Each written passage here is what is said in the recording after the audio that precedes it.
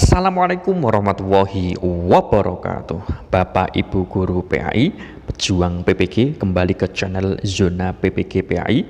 Kali ini saya akan menyampaikan tentang penilaian uji komprehensif pada saat PPG. Berikut pertanyaan dosen penguji yang bisa dijadikan referensi dan persiapan menghadapi uji komprehensif. Yang pertama, perkenalan diri. Mahasiswa perlu menyampaikan nama lengkap, alamat, tempat mengajar, masa kerja, dan jumlah anak.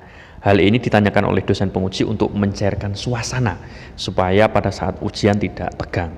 Nomor 2, penguji akan bertanya tentang cara mengajar yang menarik. Nah, pastinya Bapak Ibu harus menjawab sesuai dengan pengalamannya ya. Bagaimana cara mengajar yang menarik?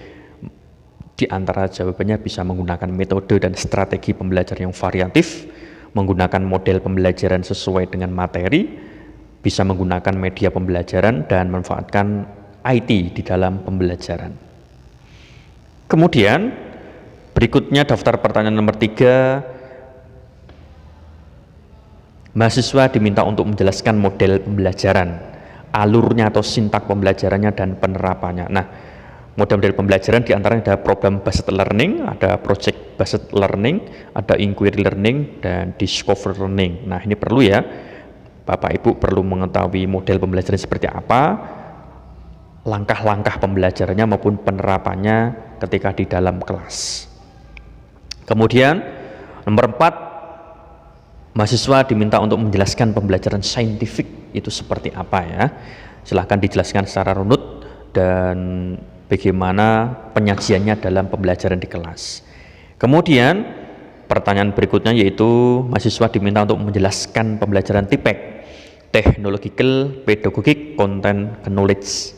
Nah, seperti apa itu pembelajaran TPEC dan bagaimana contoh dan penerapannya ketika mengajar di dalam kelas.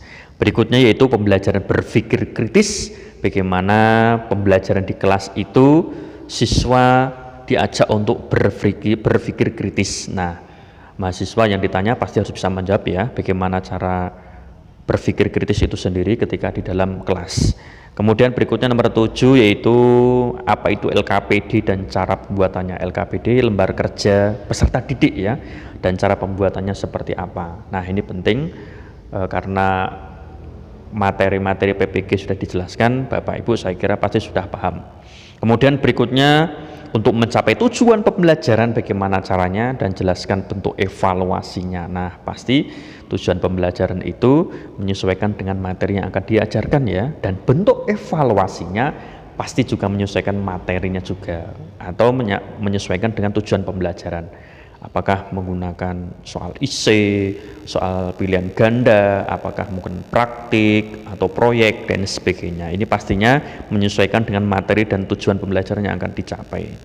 Berikutnya tentang evaluasi yang diberikan. Kapan evaluasi diberikan kepada peserta didik?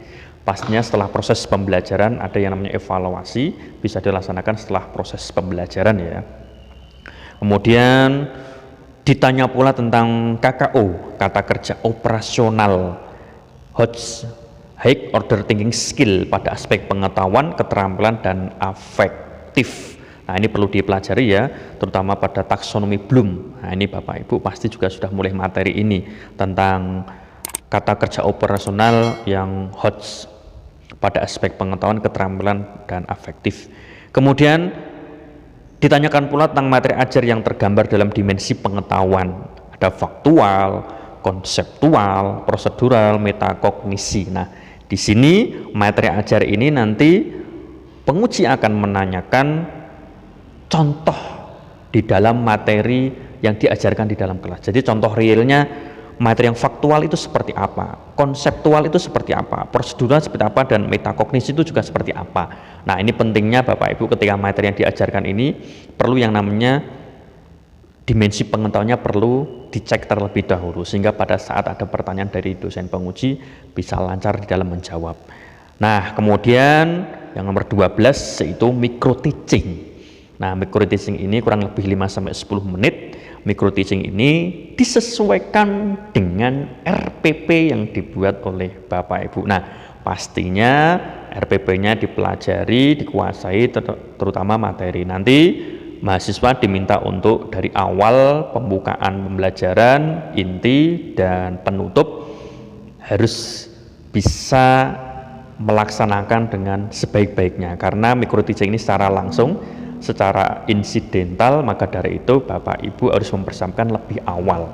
Nah, pasti berbeda ya ketika mengajar secara langsung, dilihat secara langsung, atau ketika kita mengajar di depan penguji melalui Zoom atau menggunakan Google Meet, pasti berbeda ya. Maka dari itu supaya lancar Bapak Ibu perlu mempelajarinya lebih awal. Nah, demikian Bapak Ibu guru PAI pejuang PPG, saya doakan semoga lancar uji komprehensifnya. Yuk bantu supaya channelnya ini bermanfaat dengan klik subscribe, like, and share. Terima kasih. Assalamualaikum warahmatullahi wabarakatuh.